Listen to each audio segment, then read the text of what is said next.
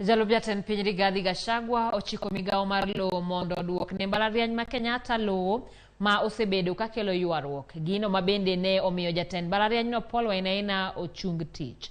Kane oloso nyasi mar 52 mar sidho gudu jopuonjre mbalariany no, Gachagua owacho ne chenro mar pogo lowo mar mbalariany no ne oken kare.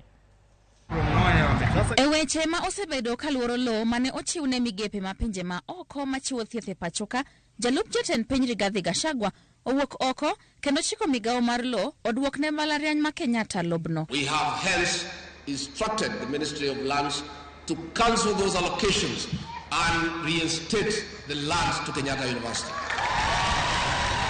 Bende omedo ni chenro mar chiwo lobno ne okalo chik, gino ma bende ne chano chungo dongruok mar mbalariany no. Had things gone wrong and Dr. William Ruto was not elected as president, your land had already been grabbed after Professor Wainaina and the council were removed. Omedo ni nitiere jomoko e piny owacho mokalo mane temo nyako lobno, gino mane okelo ywaruok kopuoyo tend mbalariany no kuom chung motegno kedo ne lobno. Professor Wainaina refused impunity.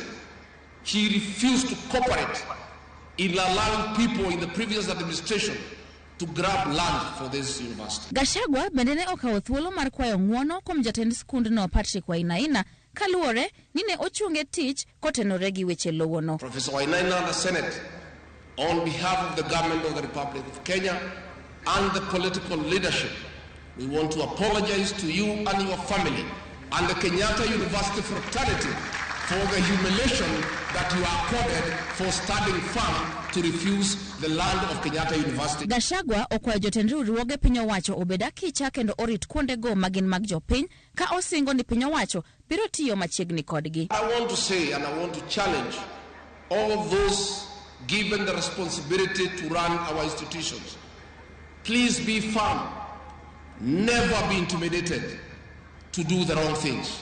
Piny owacho chano duoko eka 410 ne mbalariany mar Kenyatta, kama eka 190 ibiro chiwne jogo ma osebedo ka jot e kar dak ma kamae mayudore Kahawa West, kar chung od bura mar Roysambu. Flora Atieno, Ramogi TV.